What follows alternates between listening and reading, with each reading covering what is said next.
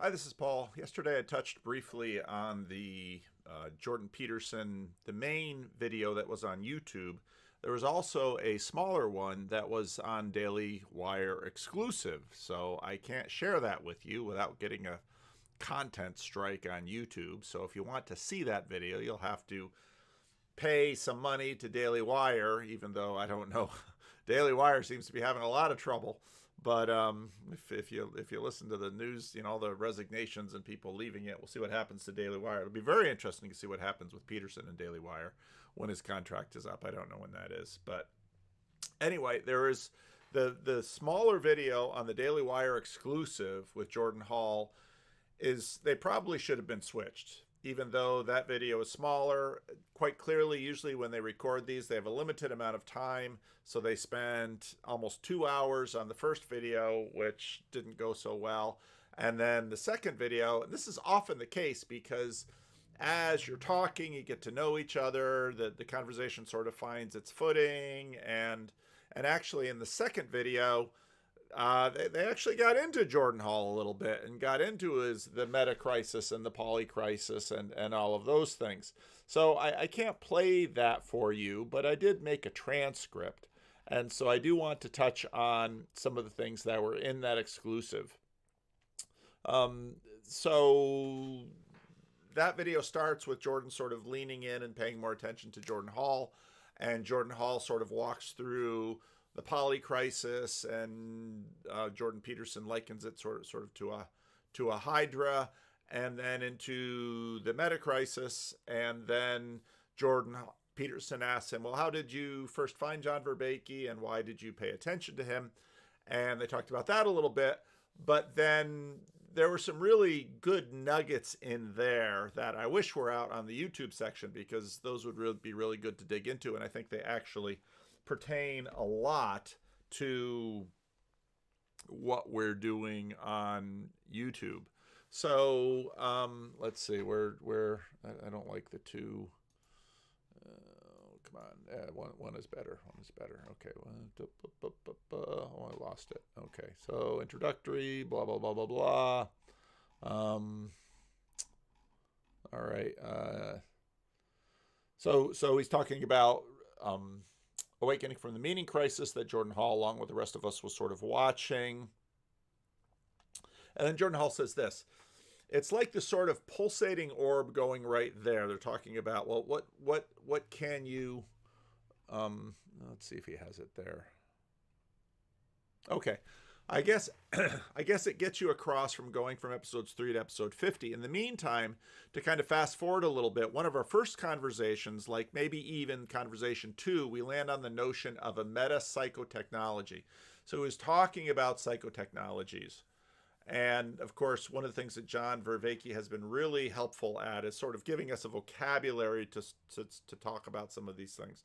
So if you've got a meta crisis so the way it goes with the poly crisis, there are all of these different crises. So the story goes, Jordan Hall, he's sort of, he's in the .com era, and suddenly he's having meetings at people much higher up on hierarchies. He's getting to know these people, and he's beginning to realize that many of these people in their different silos are anxious about problems and crises they see within their own little silo. And he begins to see enough of these, and he begins to realize, oh my goodness, there's a lot of vulnerability to this world. And he talks about the fact that civilizational collapse is a normal part of civilization in this world. Gosh, I wish I could just do commentary on that. Maybe I'll have to have Jordan Hall on to redux some of this stuff, because it was really good. But it's normal in this world to have civilizational collapse. And what usually saves us with civilizational collapse is that outside of the civilization, there's enough people and resources and things to sort of allow the civilization to collapse, and then they eat and they scratch out a living, and then eventually civilization reemerges, probably a little bit better and stronger, because they can benefit from some of the lessons learned through the collapse and things that helps them sort of scale up again. The difficulty with globalization now is that since the Columbian Exchange, if civilizations collapse again, there's no sort of forest around the city that the people can retreat to and sort of rebuild their lives and then eventually rebuild the city. So in other words, this gets into a bunch of the Eric Weinstein stuff and the bunch of game A, game B stuff that, well, if the globalized civilization collapses, it might just be a terminal condition, or perhaps the collapse because there's no boundary, there's no outside that can sort of be used to rebuild. The time it takes to get back into another civilizational cycle will be longer. So he was listening to the Awakening from the Meaning Crisis, begins to understand psychotechnologies. Now it's really hard to sort of summarize Jordan Hall because Jordan Hall has his own way of putting things. So I'll just read some of this. Then it was sort of like a pulsing orb right there, because in order to address the problem of the meta crisis, like a design with a solution is, in order to address the problem of the meta crisis, we have to find a way to design a novel form of collective intelligence which is able to produce an exponentially large amount of competence across the different perceptions, sense making, decision making, and action, right? So in other words, you've got the poly crises, you've got all these crises in these silos. And then you begin to realize that these silos are not disconnected. And you could, if you imagine sort of silos like dominoes, one falls and you start toppling over others.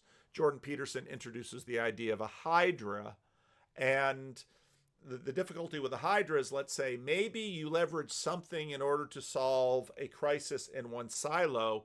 You might well have initiated more crises in other silos, and the idea is that civilization is fragile, and doing something, you could even look at, let's say, Jordan Peterson's attempt to address apocalyptic climate panic, and that alone, according to some people, that could trigger.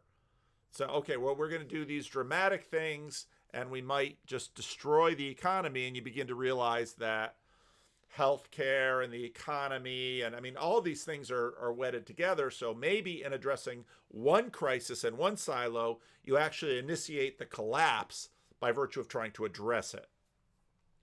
So what you need is a psychotechnology that impacts the entire system all at once. Okay, well, that sounds hopeful. What could that be? Now, one way to, here's a question. If you go back through the Rest is History archives, you can find an episode on when did the Roman Empire end? In some ways, Christianity took out the Roman Empire. And one might even say that depending on how you understand the Roman Empire, Christianity killed it. But in another way, Christianity scaffolded it so that the empire could have something of a softish landing. Of course, there's very little soft about late antiquity and even getting into the Middle Ages, dealing with the barbarians, monasticism, all that stuff. But one might argue that Christianity both sort of killed the Roman Empire and replaced it, both at the same time.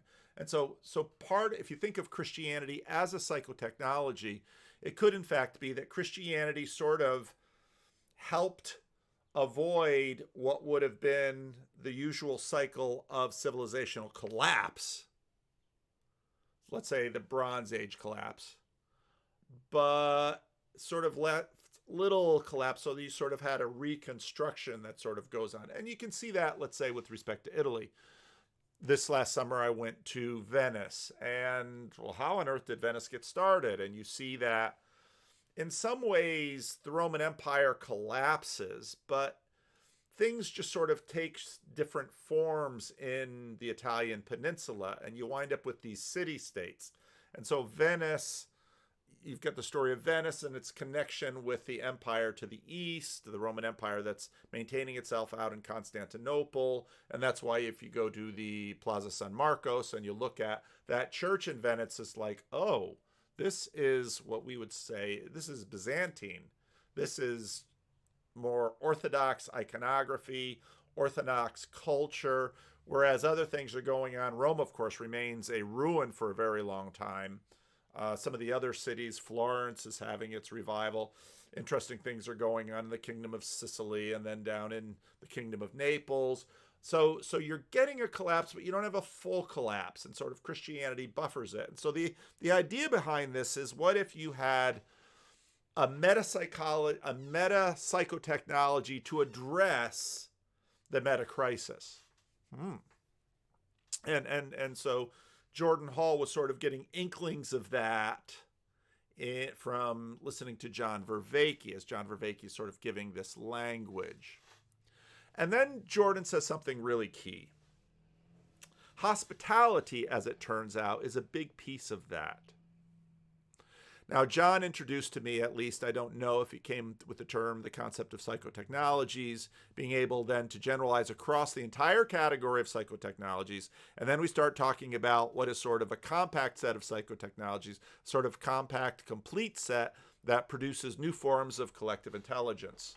Jordan Peterson then pushes back on intelligence and says, don't you really mean wisdom? And right there you can sort of see the evolution of this conversation. And Jordan Hall and John Vervaeke agree. And then John goes into a really nice treatment of wisdom.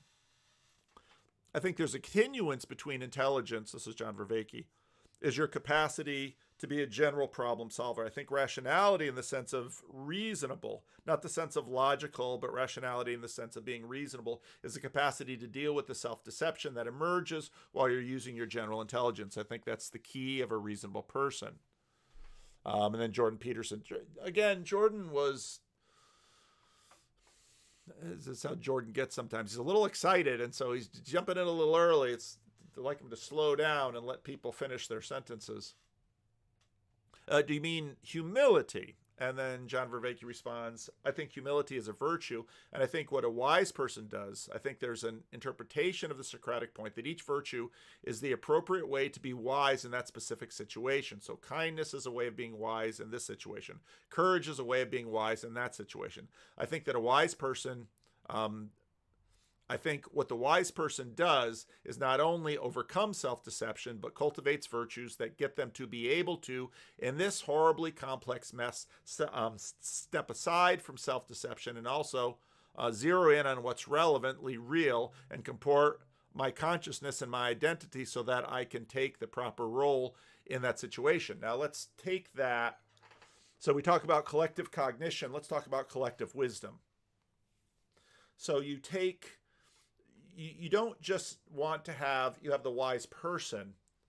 And I think what we can take that and say, you also have a wise community. And so part of what Christianity was a network of psychotechnologies, because any religion is a matrix of psychotechnologies that are working together. Often the psychotechnologies are not unique to that religion. There are things that religion has sort of borrowed. So Christianity clearly borrows from the Hebrew scriptures. Christianity borrows from the Greeks. Christianity is sort of a meta-psychotechnology that begins to address the collapse of Roman civilization, which had, of course, already sort of begun in its evolution from republic to empire and then to late antiquity, and Christianity just sort of moves in there. And so you get these smaller collapse. But again, the question of when does the Roman Empire end? One might argue that it ends with Napoleon, because it's Napoleon who finally kills the Holy Roman Empire. And up until that point, everybody's still sort of looking back to Rome and some of the tensions set up by Constantine in terms of emperor versus pope, includes sort of the ecclesiastical authority versus the secular authority versus the church authority. I mean, those are with us to this day, and the entire Christian civilization, Christian nationalism conversation, those are all fruit from that.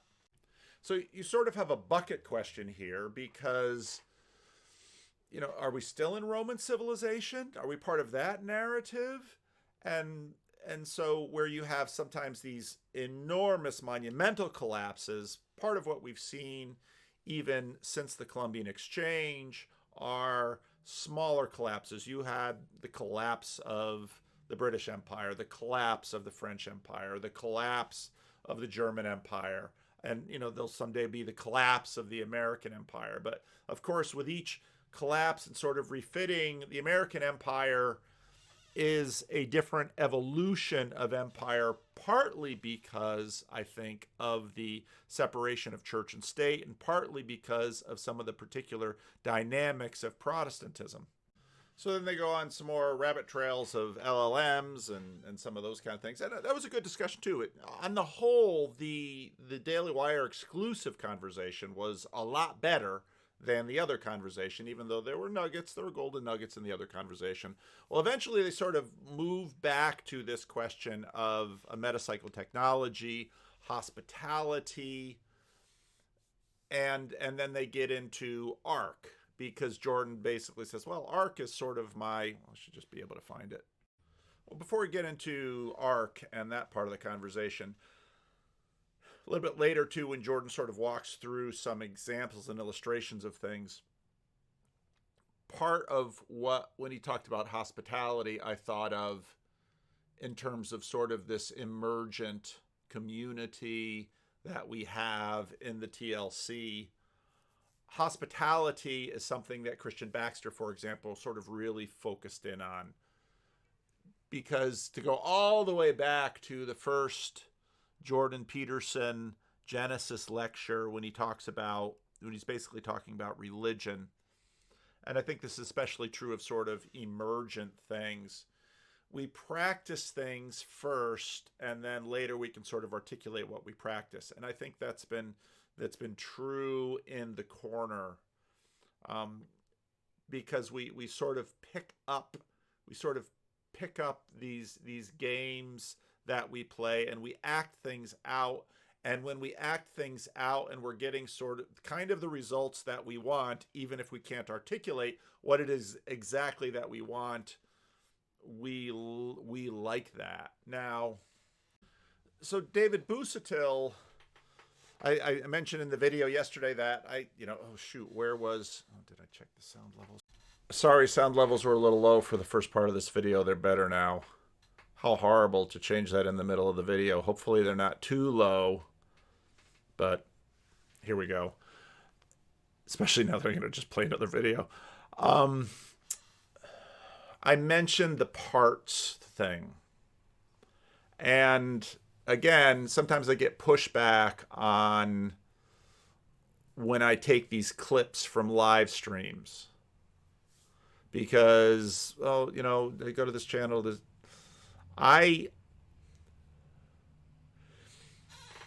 if you go to that moment at Chino that Chad has now used for some branding, when I'm talking to John Vervaeke,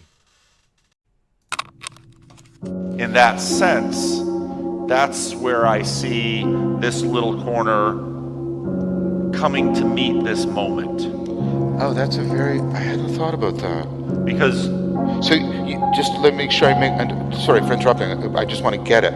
Instead of the we being, it's like, no, this little corner is a nexus point of many different Christian groups and non-Christian groups. And that nexus point is perhaps the place we should look for as the thing that will rise to the response. Is that what I'm hearing you say?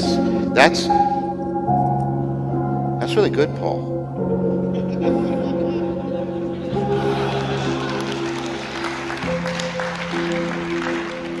And that's what I hear.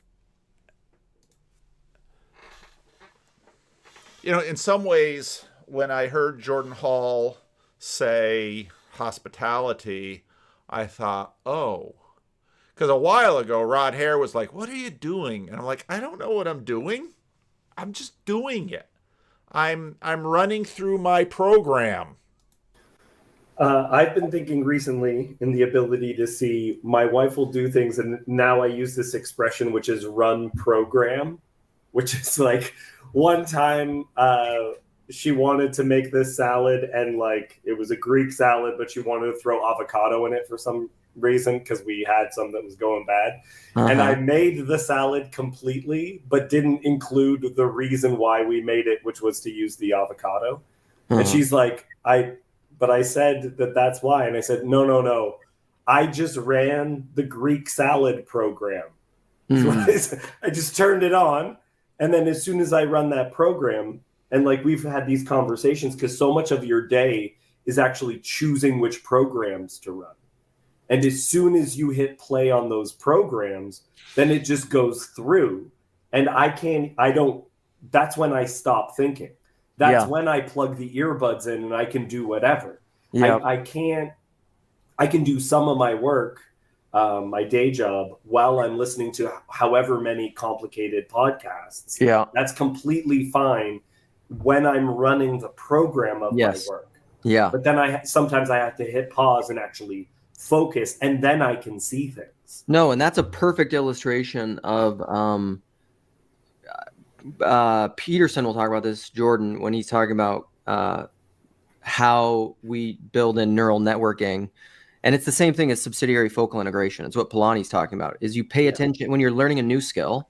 You have to focally pay attention to it with your prefrontal cortex so that you can learn this skill. You have to give it attention. But then once you've given it attention and you've integrated it, you've built a neural pathway into your subconscious, and then you can run the program. Then you don't have to pay attention to it. And you can pay attention now. I don't. That's right. Yeah. And that in and of itself affects how we see details, to what extent we're able to see things. Yeah, totally. Right? And I guess that's probably kind of my argument. It's almost like that people intellectually so much are just running programs. They're just repeating knowledge or models over and over and over. This is why it just bothers the shit out of me when people just reference intellectuals and just quote them. And I'm just like, do you have any thoughts of your own? Because if you're just repeating people, you probably don't understand things in the way that you ought to understand. And Chad is about to lay something down on poor Luke. Understand them in the way that I'm talking about. Really. You're the biggest quoter in the corner. You always quote. Yes, okay. He just quoted Peterson and he just quoted Polanyi. But this is, again, so right there you can see, maybe if I can find this clip, I can drop it at the end of this video. I don't know, so you can watch the whole thing. I'll put the link to it was the IFS video that I put this on the end of. But this is where you get opponent processing. This is where you're actually able to level up, because, I mean, Chad just made a statement that, Luke didn't really want Chad to make that statement, and it was embarrassing, and Luke has to lose face, and Luke's still on his Lenten fast from TLC stuff, so maybe he'll text me or maybe he'll write me an email, but he's not going to start a live stream and complain about, and here, Luke, I'm quoting you. But this is what happens in community, and this is, again, I didn't when I made the Jordan Peterson video, that was, of course, new for me, but I had, been playing around with videos with Freddie and some of those kind of things. But then when people started coming at me, what did I do? I hit the pastor program. But when I hit the pastor program on YouTube, something different happened, because now I'm pastoring on YouTube, sort of, but the context is different. And so things are leveling up. And, in terms of my thinking, we have our collective cognition. And what's happening now in our little Hollywood squares is that we're listening to each other. And again, it's not just having YouTube blast out all of these videos that it thinks it's going to keep my attention to. These are people. And so when it came to the conversation with John Vervaeke, because he just kept talking about AI at that conference. And I mean, even then, when I think now about what I knew then, I think I know a lot more now. I remember Eric Weinstein saying, well, people are just large language models. And it's like,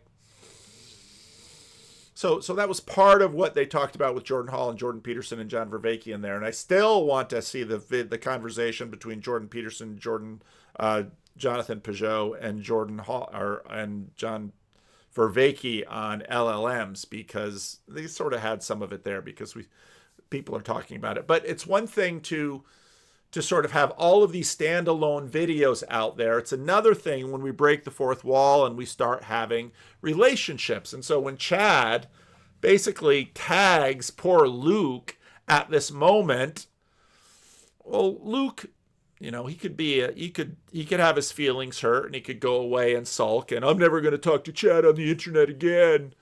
But the thing is, what we've created is enough of a durable community despite the medium through which we're connecting so that Luke isn't going to do that. And Luke's also had enough programming from his Christianity that on the basis of this, Luke isn't going to just cut off his relationship with Chad.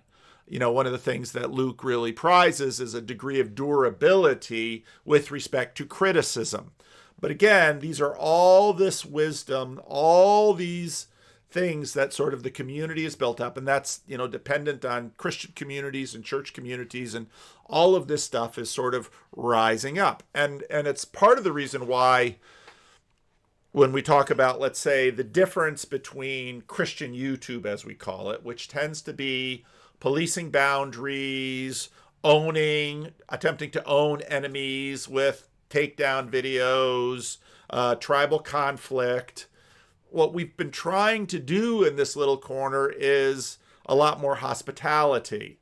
We want to talk to people who have differences from us. We want to entertain them. And again, all of us, as Vervaeke says in his conversation with Elizabeth Oldfield on Unheard, sort of the human superpower, or was that with, no, that was with Chris Williamson. The human superpower is actually collaboration and doing this together. And so the five of us, myself, Dave Busatil, Chad the Alcoholic, Alan, and Luke, the five of us are smarter than just me. Now, we have to mediate sort of through language to get this done. And there's some difficulty. But what Chad just did to Luke has everything to do with dealing with self-deception, because we actually do that with each other. In the bigger friendship you have, the more self-deception, somebody's pattern of self-deception, you can actually engage with them. And of course, churches are full of these kinds of things. And pastoral relationships, you learn that people will only tolerate a certain amount of admonition and correction depending upon the relationship that you have.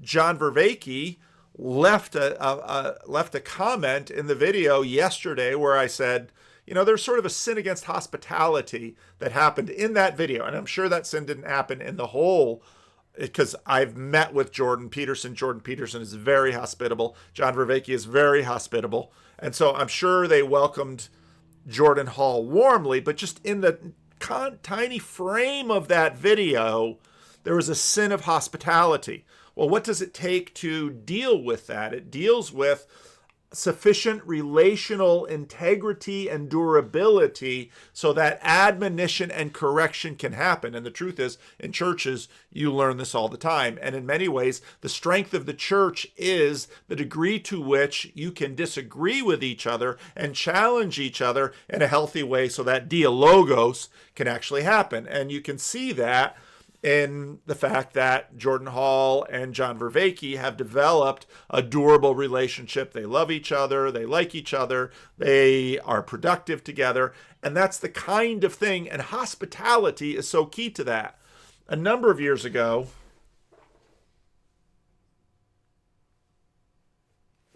let me see if I can find this book. So different waves and fads go through the church, and one of the waves and fads that went through the church was hospitality. And there was a significant book written that all the pastors were reading, and then there was a workbook to that. It was all about hospitality, because hospitality is central. And in fact, hospitality is this enormous theme in the Bible. When you look at Sodom and Gomorrah, it's a sin of hospitality. When you look at When you look at Gibeah and Saul at the end of the book of Judges, it's a sin of hospitality. You have this comes up again and again in the Gospels. Jesus, I mean, hospitality, especially in that context and culture, is a huge deal. Well, hospitality is one of these really soft, humble psychotechnologies that is actually really, really important. And Jordan Peterson knows this too, because when he talks about bringing together his Bible seminars, we're going to make it very hospitable. And he talks about that with many of his things. Hospitality is hugely important. So hospitality is really vital. So then in the Daily Wire exclusive, Jordan Peterson starts talking about ARC. Now, Jordan Hall was very gracious with Jordan, because I'm sure Jordan Peterson doesn't have any idea that Jordan Hall skipped all the plenary sessions, snuck his head in for a few minutes on some of them, but then Jordan Hall managed the ARC conference in a very different way. And Jordan Peterson kept saying, well, the ARC conference, that's sort of how we're pursuing it. And they talked about decentralization. Let's see if I can find the parts I want to read. All right, this comes at about 30 minutes in. One of the problems, I would say, run something like ARC. Let's say, like in that category, with substantial resources and some really powerful, interesting people, they all fall. Because Jordan Hall has basically said, I've tried a bunch of these things. Now, trying and failing, we have way too much stigma around failing. Because failure is a recipe for success. Failure plus trying again is a recipe for success, because we learn way more from our failures than we learn from our successes. We learn humility. We learn a whole bunch of the whole bunch of 4P things from failures, and success is difficult. And Jordan Hall said a number of things here that were really good. One of those is there's an inverse relationship between status, power, and position in the current culture environment and your capacity to actually participate in this novel situation without having gone through an incredibly significant degree of personal work to go there. Now, one of the things that at least I understood Jordan Hall, if you're dealing with a collapse and trying to prevent a collapse, everything that has given you success and status is probably deeply intertwined with the seeds of the collapse. So this is a difficult thing. Human beings, it's all these trade-offs. So human beings, status works really well for human beings. Men vote other men up the hierarchy and they gain status. And we really love status. We really like status. And so we seek status. But hierarchies bind and blind. And so if you have done everything that you need for status in a particular civilizational ascent, chances are good a number of those things are going to contribute to the civilizational collapse. It's sort of a big picture way of talking about your strengths are your weaknesses, that they're deeply intertwined. And so you've got that business. And so this is part of where Jordan Hall is very gently, subtly critiquing ARC, because ARC has a lot of status, and that status is binding and blinding, and it sort of shows in the very broad critiques of ARC. Now, whether they can sort of pivot and retry and try things, the difficulty is that we use status to gauge competence. Because you say, okay, I'm going to run this big multi-million-dollar conference with people with no status. Yeah, but status is a signal of competence. And, I deal with stuff in church work all the time. Now, partly with church work, people gain status even in a local church based on competence, but it's all a face-to-face community. And so status and reputation really work when you're getting onto these massive scales. But now again, part of what I see in the corner is we are a bunch of nobodies, and mostly nobodies. But now as time goes by and the corner just slowly grows, different people gain status and different people gain reputation, and you have sort of degrees towards the middle and degrees towards the outsides and little sub-factions. And I mean, all of this has sort of grown. And again, I think, Jordan Hall's conversation with Christian Baxter about scale and speed is super important in this, because I'm, right from the start, people, we want to grow this fast. We should get you on Jordan Peterson and get your channels up there and blah, blah, blah. And it's like, I'm super comfortable going slow, because if I were going fast, I wouldn't have had time to know the names I know and build the relationships that I have. And there's already enough of a hierarchy here that there are nestings of hierarchies and relationships all along the way, and all the little sub-channels and in all of the complexity of this thing that we're participating in. And I'm totally good with that, because there's a durability to it. There's a toughness to it. There's a rigor to it. And there's also a sort of an anti-corrupt aspect to it, that when you blow up fast with money and fame and power and status, corruption is going to, really grow too. And again, hierarchies bind and blind.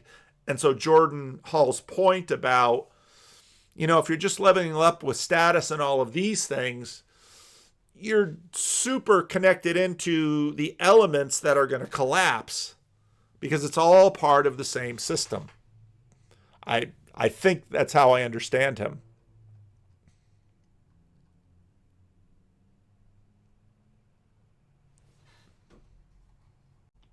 So Jordan Hall continues, it's a perfectly terrible idea to try something when you're winning categorically in this new direction. So in other words,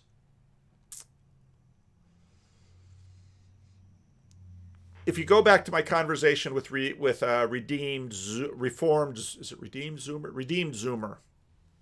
he talks about the fact that he was able to grow his channel big quickly with a certain trick.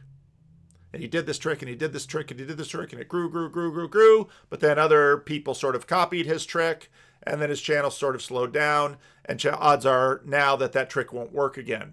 So there's a collective consciousness out there in the YouTube audience, and out there in the culture, and out there in the world, that usually there's sort of a new trick that comes in, and it's basically a definition of a fad. And that trick just works, and it just keeps working on everybody because it's novel. But after we've sort of mapped that novelty, then it no longer has the power. And, again, all of this is nested and layered, and it all goes. And so if you're winning at something, you don't basically stop to do something else because you just want to keep winning. But again, there's trade-offs. You keep winning, you're again investing more and more and more into the thing that it's actually going to collapse. But you really can't just abandon it and try and do something else, because that's dumb, because you don't know the extent of this winning. And I think one of the videos that I've been tempted to make is, what on earth is happening with Jordan Peterson right now?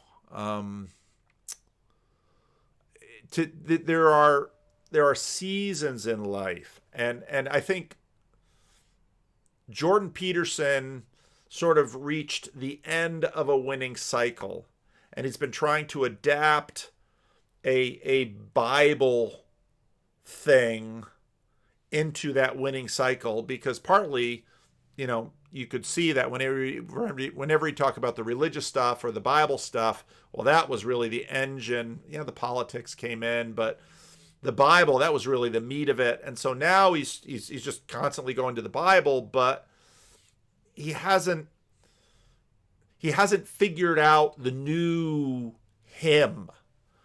I think it's partly why the Bible seminars are a really good idea, because that helps him workshop some stuff. And the Jordan Peterson that we saw in 2016 to 2018 was sort of the mature Jordan Peterson in that one particular cycle of his.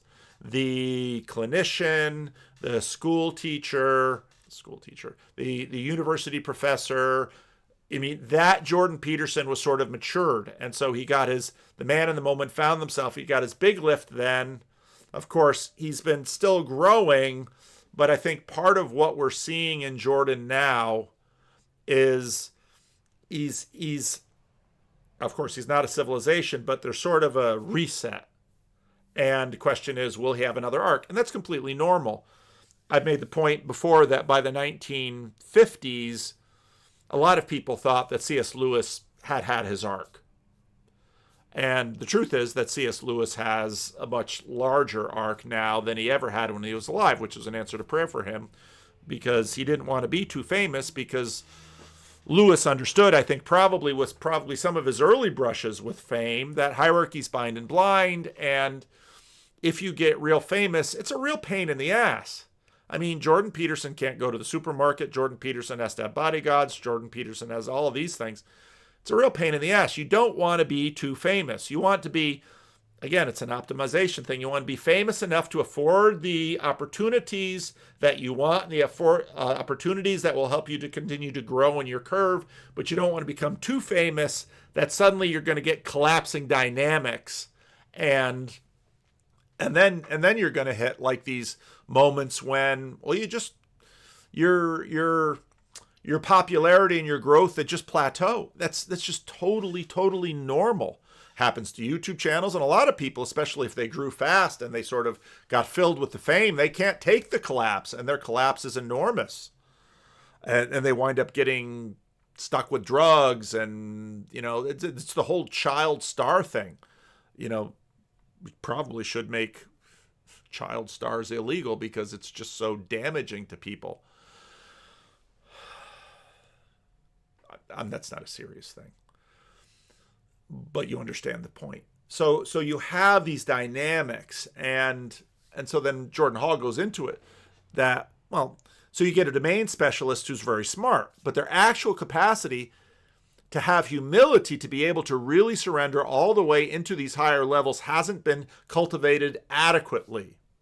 That's the second one. By the way, it's real hard. Third is, I'm actually kind of going down a stack right now, just realizing it. But the third is really close to the base, is that you've gone through the process of being able to say something, like I said earlier, which is okay. I listened to 2 hours of talking, meaning to have cultivated a level of commitment.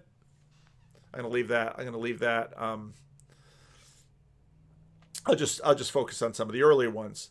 So you have these things, and actually, when you're succeeding, you're actually laying the seeds of the destruction of that particular narrative arc. You look at my conversation with Kent Dobson about the emerging church movement, and I talked with him quite candidly about the difficulty of being a young, successful church planter. It's a very hazardous thing for all of these growth collapse dynamics. Now, again, when you get to like the civilizational scale, that's massive. And then to go back, you really want a meta-psychotechnology. If you can think of it as one thing, it's probably more a matrix of psychotechnologies that are going to give the affordances, the opponent processing affordances. I was having a conversation with someone where I was talking about the affordances of liberation and the affordances of constraint. And both have affordances, and actually what you want is sort of the sweet spot of both of these things working together. And that's why it's very difficult to be a LeBron James, Kobe Bryant. I just watched a documentary on Kobe Bryant the other night. These things tend to have in there the seeds of their own self-destruction. Well, that's probably a terrible summary of the Daily Wire exclusive, but it really was worthwhile. And reading a transcript is definitely not the same feel as listening to them watch. So if you have a Daily Wire subscription, and Daily Wire is still up tomorrow, well, that's just it. I mean, even when you look at the Daily Wire collapsing, Now, they might not collapse completely. They might just be sort of having a setback and they'll rise again. Or they might have a terminal setback and they'll just live on, sort of like, I know, can you still find Blockbuster Video anywhere? They just sort of hit a plateau and they stay at that plateau. A lot of things happen like that. But I'll see if I can find the full clip that I used it's 10 months ago. I'm trying to think about what I was doing backstage and where I would have stored that clip. And what it was in. I think it was in a Luke Thompson live stream. We'll see if I can find it. But anyway, if I don't find it, then this will be the end of the video. If I do find it, then I will play that video. But again, to answer Rod Hare's question, what am I doing? This is what I'm doing. Because it's interesting. So Chad was both on the video I used yesterday, but you've got a whole different other group of people. So I was just watching Jordan Hall on Transfigured. McMo has basically taken the streaming thing, added his own particularity to it, and is running it on weekends. Mark D. Parker has jumped in and is doing his own thing. Chris Howard does his own thing. Luke, of course, has been doing things for a while. Jacob does things. Mark Lefevre does things. Father Eric does things. Christian Baxter had his wife on today and has their own particularity. This kind of ecosystem is, and of course then we have our live events. We have the Northwestuary and Midwestuary and Southeastuary and eventually the Sacramento Estuary, and which has multiple estuary groups and meets different times during the week, and the Livingstones Every Week Estuary. And this kind of durability is how you build something that's durable. And now, obviously, I have a piece in this current ecosystem, which is rather unique. But if something were to happen to me, I would pray that the ecosystem would continue and that other things would rise and fill the roles. And again, you could see that, part of what Jacob Federecci did was help with a new, is it a psychotechnology, what we're doing with the live streams, sort of adapting, but that's how we level up, and that's how we produce health, and that's how this stuff goes. So, all right, if I can find the clip, then I will play the clip after this, which is really a dumb idea because YouTube wants to see you watch all the way to the end. And just having said that, people say, oh yeah, there's still like 30 minutes. I'm not going to watch that darn clip. But I don't care. Because again, yeah, there would be upsides to growing quickly, but there would be downsides too. And all of that, what Jordan Hall was talking about in there, holds on the little level and holds at the civilization and holds at the denominational level, holds at the church or the business level, on and on and on and on and on. And to recognize those sort of trade-offs is really helpful in terms of gaining wisdom and figuring out how to do things. So I did a wonderful conversation today with Daniel Strange, also known as Dr. Strange. He's a Reformed Christian in the UK. Met him at ARC. And again, so ARC is working, but maybe not in the way they think it's working. And part of it is because with all of my programming and formation, I took ARC and said, I'm going to work it this way. And I'm going to use it this way. So that's what we're doing. Leave a comment. I've been thinking recently in the ability to see my wife will do things, and now I use this expression, which is run program, which is like one time she wanted to make this salad, and like it was a Greek salad, but she wanted to throw avocado in it for some reason because we had some that was going bad. And I made the salad completely, but didn't include the reason why we made it, which was to use the avocado. And she's like, but I said that's why. And I said, no. I just ran the Greek salad program. I just turned it on. And then as soon as I run that program, and like we've had these conversations, because so much of your day is actually choosing which programs to run. And as soon as you hit play on those programs, then it just goes through. And that's when I stop thinking. That's when I plug the earbuds in and I can do whatever. Yep. I can do some of my work, my day job, while I'm listening to however many complicated podcasts. Yeah. That's completely fine when I'm running the program of my work. Yeah. But then sometimes I have to hit pause and actually focus, and then I can see things. No, and that's a perfect illustration of Peterson will talk about this, Jordan, when he's talking about how we build in neural networking. And it's the same thing as subsidiary focal integration. It's what Polanyi's talking about, is you pay attention when you're learning a new skill.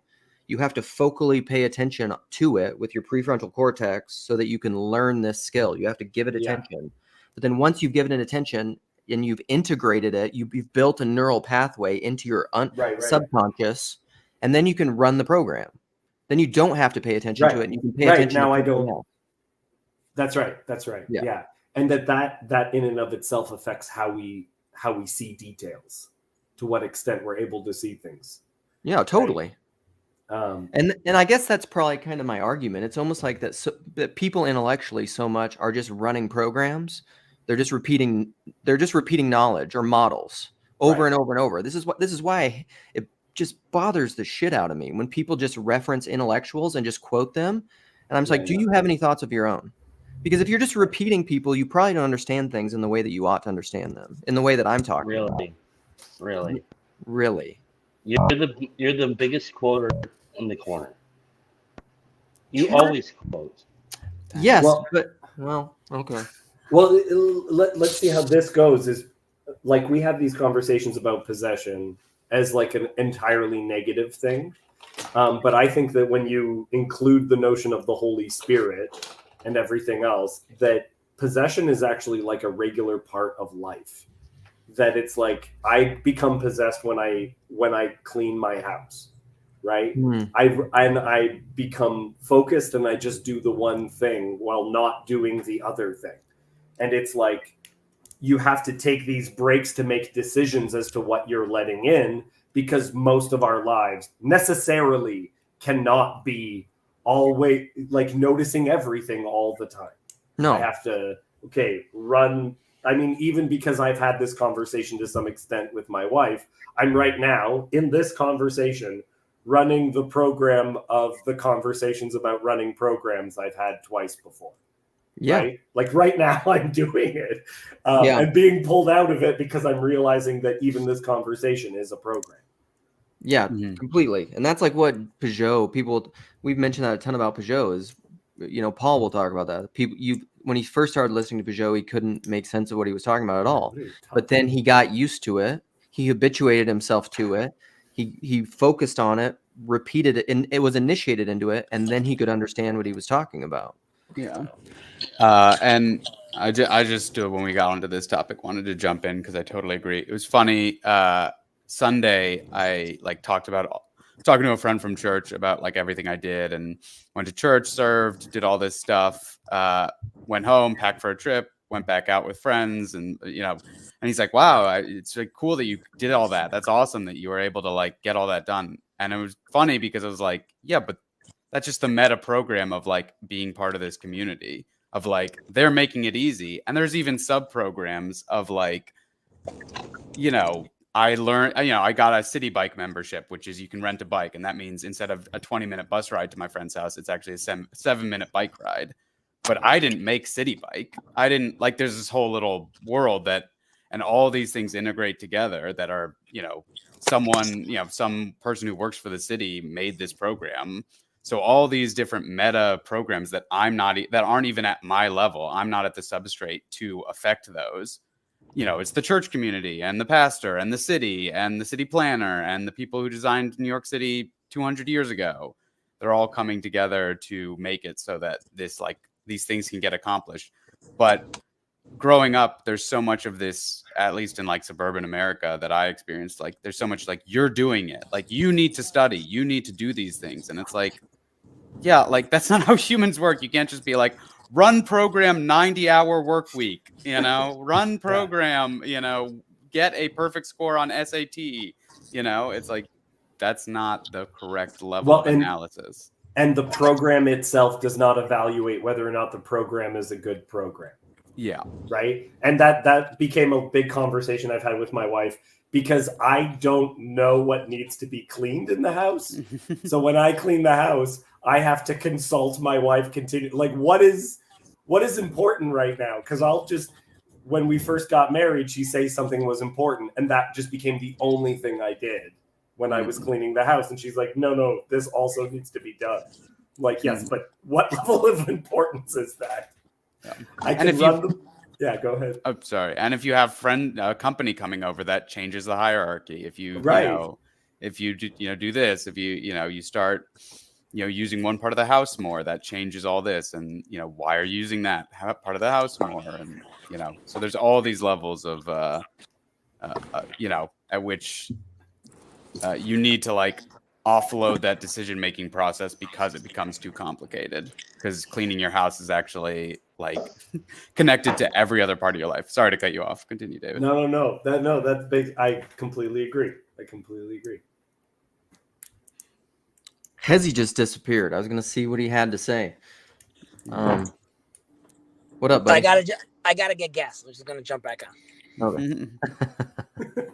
When friends come over, wife says, run entire house cleaning program.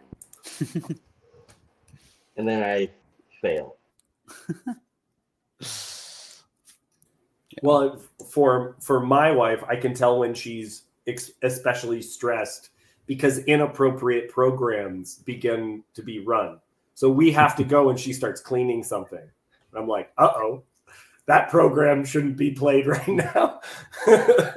That's like the indication. I mean, you can see people even as they start fidgeting, right? Like if you have a conversation with someone and they're really anxious, they'll start like cleaning their nails or something like that. Even biting your nails is like essentially a program. It's nails are too long. And so you can see when you're even just having a regular conversation with someone, they'll start, it's like even biting nails is a kind of program that then deals with things. Mm-hmm. Yeah, but at the same time, that same stress can be the thing that gets you to do the correct or correct is a relative term, but I haven't cleaned my house in a while, and you're like, I should clean it, but you don't. And then finally it's like, I have a friend coming over, or my parents are coming by. Then that stress actually gets you to run the program. Right. But again, because it doesn't evaluate the program, one of my experiences, an ex-girlfriend had a possible self-harm attempt and had to be put in the hospital, but she felt that this was like that nothing had actually happened. And so she's there waiting for doctors, and it was just like a terrifying experience for her. And she starts biting her nails. And once she's done what would be like a proper length of nails, she does it again and does it again. And like her nails start bleeding because she's pulling so much of it. Because again, you're not evaluating the importance of the program. The anxiousness almost says must run some sort of program. I must do something with this energy. And so she starts running programs that are not good, right? Like you can see that as like within people's regular lives could result in self-harm, could result in all sorts of things, running programs that should not be run.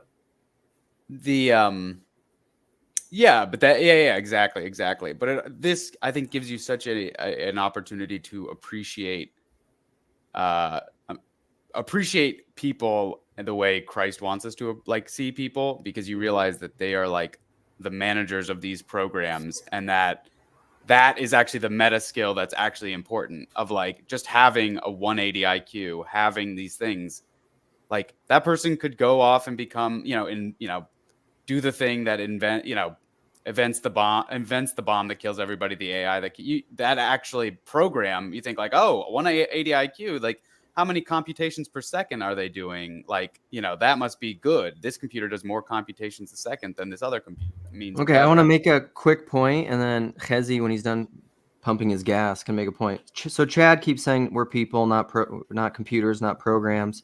It's all, Chad, here's where I'll challenge you, my buddy, and of your criticism of me earlier. Hold on to words like icons. Don't get caught up in the myopia of the word. Because you can say programs, you can say habits, you could say whatever. If you see the thing behind the thing, God is he about whom we must never speak, and we must always keep speaking. Don't get caught up in the word, you know. And I could say simultaneously that I am not doing regurgitative knowledge when I reference people and quote people, and that can be true or it can not be true. You can be right and be wrong, or wrong and right. Well, and it, like, at an extreme version, we get into conversations about addiction, where for some people, if they have one drink, then they run the Bender program, right? And so it's like, if I do this thing, then it's like hitting play on a song, and we don't get to stop the song until the song is over. Right. Or it's just a habit, or it's Right. spiritual possession. Call it whatever you want. Right. Rezi, what up? Praise the Lord. Thank God. Doing well. I hope you guys are all doing well as well. It's good to see you. I might need a little more on ramping. I'm not exactly sure about this program narrative you're talking about. Well, Oh my gosh. He's running the confusion program, guys. Exactly. Well, and it's like when you drive, people have noted that when you drive home, that's when you're most likely, when you're 5 minutes away from home, is when you're most likely to get into an accident. Well, the reason why is because you're not actually watching. You're just doing the stuff. You're just driving, and most of that is not thinking. And that's also why entire like periods of time can go away, right? When I was busiest at work, when I worked at a movie theater, is when it felt like there was like your shift went by in no time at all, because there was no thinking, no anything. When you're just standing around having to make small talk with other people, that can be like pulling teeth. But being very, very busy is either horrible, or you get fully into the program and you don't even notice what has happened. Mm-hmm. I guess in that context, and you'll correct me if I'm correct, but in that context, I would say Judaism really fills your day with a tremendous amount of programs throughout the whole day. Yes. Yeah, look, any liturgical faith would. And Correct. To that extent, I can say the Hail Mary in about 5 seconds, because I grew up Catholic. I can say the Hail Mary without thinking about a single word that I'm saying. So am I even praying? I don't know.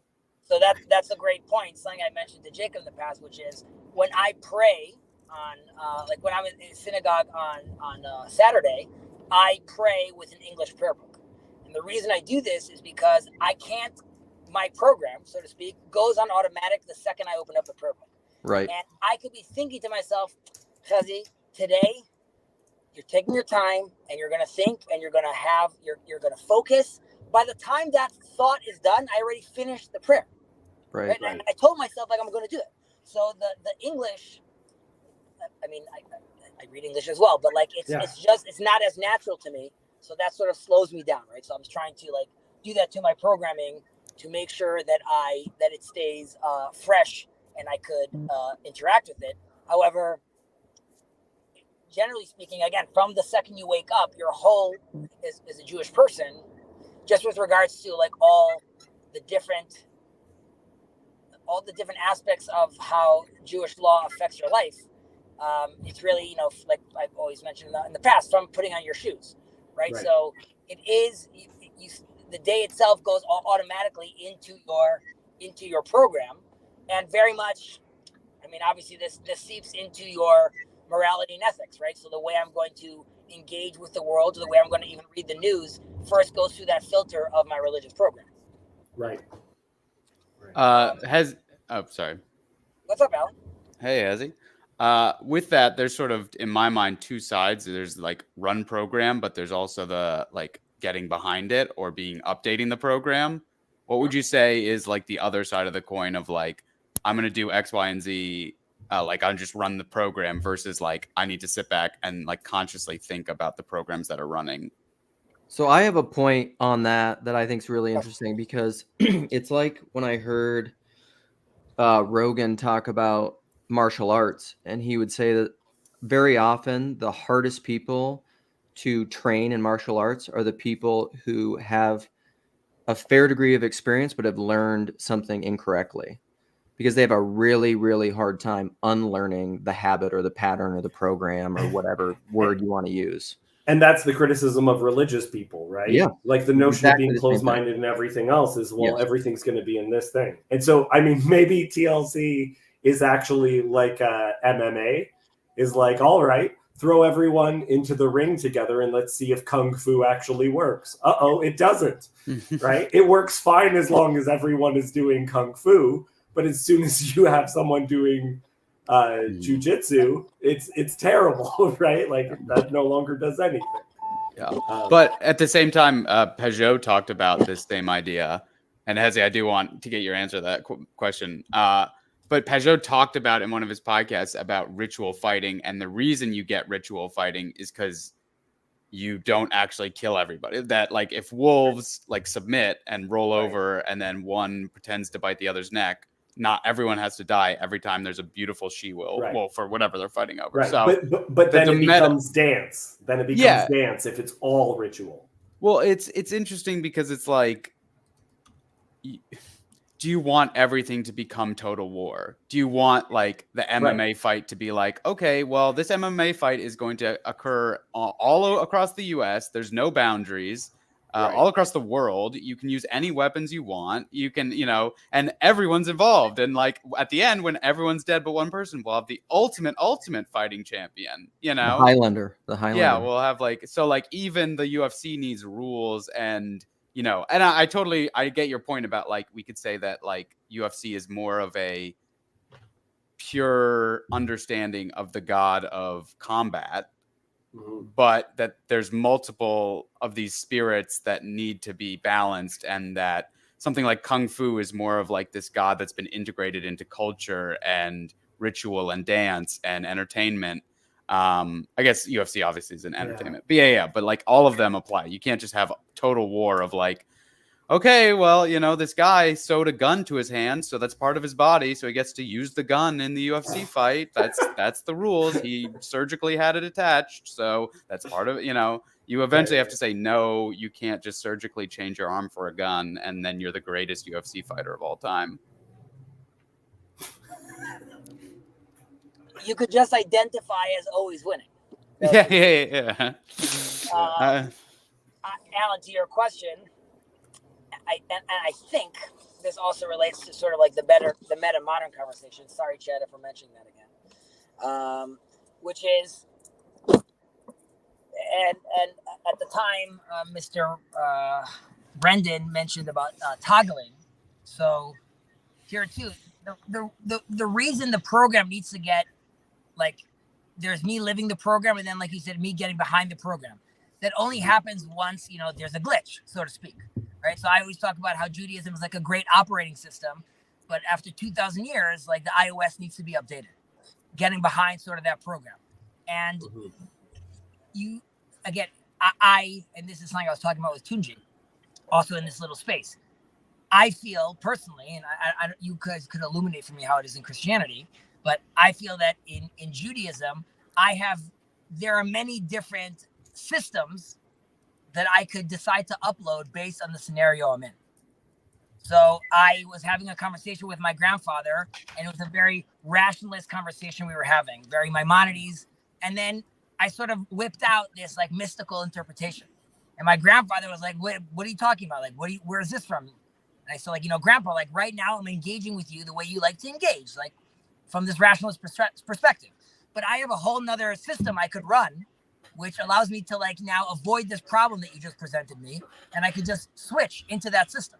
So I don't necessarily feel like there's a need to update constantly. Rather, I feel like there's a need to be able to jump between or toggle between different systems. So I don't know if that's possible though in Christianity, where like, for example, this might sound like a little extreme. We have Sam over here, so this is why I'm mentioning it. And hey, Sam, I hope you're doing well. If a Trinitarian was in a crisis of faith, would it be smart for him, or would it be possible for him to have a Sam Titteman theology in his back pocket for those moments? Kezi, do not ask this question. I'm just kidding. I'm just kidding. I won't ask this question. So don't go there, Kezi. So I would say that would sort of be a move where, like, okay, I'm in an issue right now, but I know that there's still another route that has already solved this issue, or a program that allows me to deal with a scenario. The problem is that I don't think belief at the more fundamental level, belief versus thinking, I don't think you choose. I don't think you can just will and just be like, I'm going to just adopt Sam's belief for now. I think you can to some extent, though. To me, if you're like a moment of clarity or whatever, that there is this slight ability to make choices between which program you're going to run. Because I've definitely had that experience with people where it's just like, depending on what words I use, they will run different programs.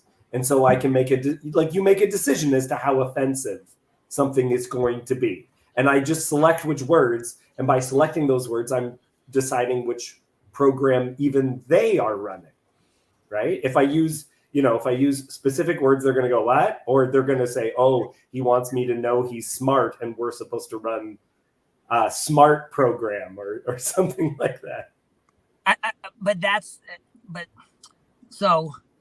So when I'm speaking to Muslims, I will try to, I will take on the program with those sages and those texts, which allow me then to still see Muhammad as a prophet, still be able to say, inshallah, still be able to say peace be upon him. Now, there are other programs I run, which I can't do that.